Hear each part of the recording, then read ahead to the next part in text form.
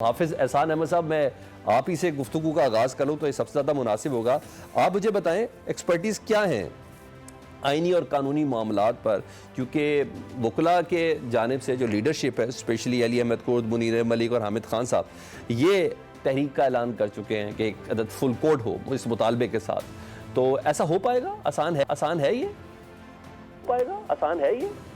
बिस्मिल्लाहिर्रहमानिर्रहीम। अगर सलमान पाकिस्तान के अंदर 26वीं आइनी तरमीम ना आती और पाकिस्तान की ज़ारी पॉलिटिकल पार्टीज़ जो हैं माइनस पीटीआई, और पीटीआई की भी इनडायरेक्टली सारे प्रोसेस के अंदर कॉन्फ्रेंस भी है और उसने इस प्रोसेस के अंदर पार्टिसिपेट भी किया है, चाहे चीफ़ जस्टिस ऑफ पाकिस्तान की अपॉइंटमेंट का प्रोसेस हो, वहाँ पे भी उन्होंने नॉमिनेशंस दी, और जुडिशल कमीशंस की भी जो आपके सामने 2 मीटिंग्स आई हैं उनके अंदर भी उन्होंने पार्टिसिपेट किया है। तो अगर उस कॉन्टेक्स्ट के अंदर देखा जाए तो 26वीं आइनी तरमीम अगर ना आती तो शायद फुल कोर्ट का मुतालबा जो था वो पाकिस्तान के चीफ़ जस्टिस से किया जाता और पाकिस्तान का चीफ़ जस्टिस जो है उस मुतालबे को मान के इस जो आइनी तरमीम 26वीं है उसको किसी न किसी तरीके से फ़िक्स कर देता। अब मामला ये है कि जब 26वीं आइनी तरमीम आ गई है तो पाकिस्तान के अंदर अब जितने भी मामलात हैं जो कॉन्स्टिट्यूशनल मैटर्स हैं या आर्टिकल 199 की जो appellate jurisdiction supreme court of Pakistan में आर्टिकल 185 के नीचे है या एडवाइजरी जुरिस्डिक्शन है पाकिस्तान के प्रेसिडेंट की, वो सारी की सारी जो है वो पाकिस्तान की जो रेगुलर सुप्रीम कोर्ट है वहाँ से ट्रांसफ़र हो गई हैं पाकिस्तान के कॉन्स्टिट्यूशनल बेंच की तरफ। अब कॉन्स्टिट्यूशनल बेंच जो है वो भी बन गया है, आपने देखा कि पिछली मीटिंग के अंदर बना है, 7 मेंबर्स बेंच बना है और 2 माह के लिए से है। तो लिहाजा अब कोई भी मामला ऐसा है जिसने फिक्स होना है वो पाकिस्तान के कॉन्स्टिट्यूशनल बेंच के आगे आएगा। दूसरा ये है कि इसको फिक्स कौन करेगा। अब जो 26वीं आइनी तरमीम है इसके बाद जो है पाकिस्तान के चीफ जस्टिस या प्रैक्टिस एंड प्रोसीजर की जो कमेटी है उसके पास कोई पावर नहीं है कि इन कॉन्स्टिट्यूशनल मैटर्स को अपने बेंच के अंदर फिक्स करे। ये भी मामला जो है वो कॉन्स्टिट्यूशन के अंदर जो आर्टिकल 191A1 है उसके अंदर कॉन्स्टिट्यूशनल बेंच और उसके जो 2 सीनियर मोस्ट जजेस हैं जिसमें जस्टिस अमीनुद्दीन है, जस्टिस मंदोखेल हैं और जस्टिस मज़र हैं, अब उन्होंने ये फैसला करना है कि हमने कौन सा केस कब फिक्स करना है। और एक जो अमेंडमेंट आई है वो ये आई है कि जी फर्स्ट प्रायोरिटी उनको दी जाएगी जो आपके पहले नंबर्स पे आए हुए हैं। तो अगर इन सारे कॉन्टेक्स्ट के अंदर देखा जाए तो एक पॉलिटिकल मूव तो की जा सकती है, लेकिन आप ये कहें कि उससे एक एजिटेशन आएगी और जिस एजिटेशन के कॉन्टेक्स्ट में बात की जाती है वो चीफ जस्टिस इफ्तिखार चौधरी साहब। तो सलमान ना आज चीफ जस्टिस रोड पे हैं, ना आज चीफ जस्टिस जो हैं उनके लिए सारी पाकिस्तान की पोलिटिकल पार्टीज़ हैं, ना ऐसा कोई मामला है कि जिसके अंदर आप ये कहें कि जी जनरल मुशर्रफ की को एमरजेंसी है।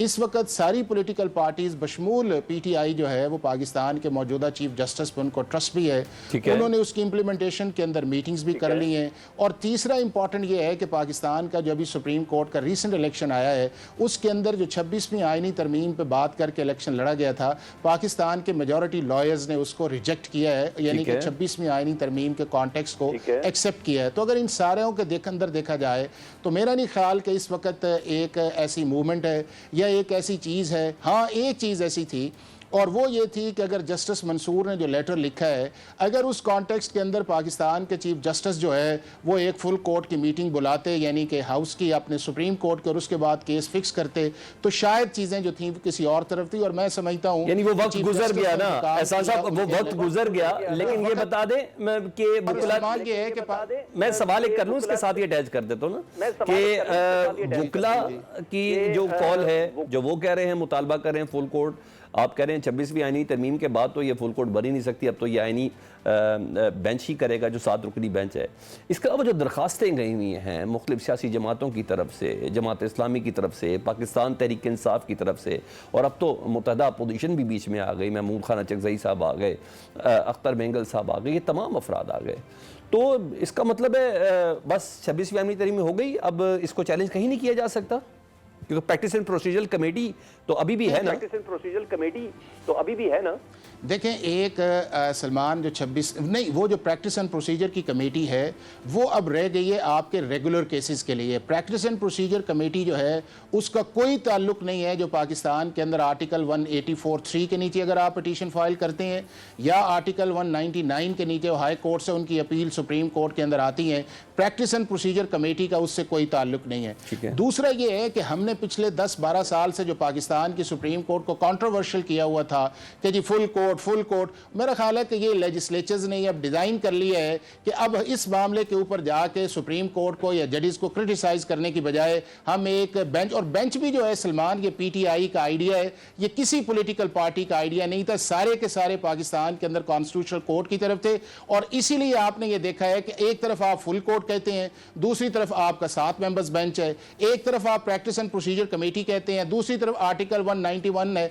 तो मैं ये समझता हूं कि ये जो मैकेनिज्म बनाया गया है कॉन्स्टिट्यूशनल बेंच का पीटीआई के कहने के ऊपर, वो ये वर्केबल नहीं है और हमें अल्टीमेटली जो है कॉन्स्टिट्यूशनल कोर्ट की तरफ जाना पड़ेगा। नहीं तो इसी तरह की लीगल कॉन्स्टिट्यूशनल कॉम्प्लिकेशंस जो है वो कंटिन्यू रहेंगी और सिस्टम जो है वो स्टेलमेट की तरफ आहिस्ता आहिस्ता जाता जाएगा। यानी अल्टीमेटली ये 7 रुकनी जो आईनी बेंच है वही इसको सुनेगा।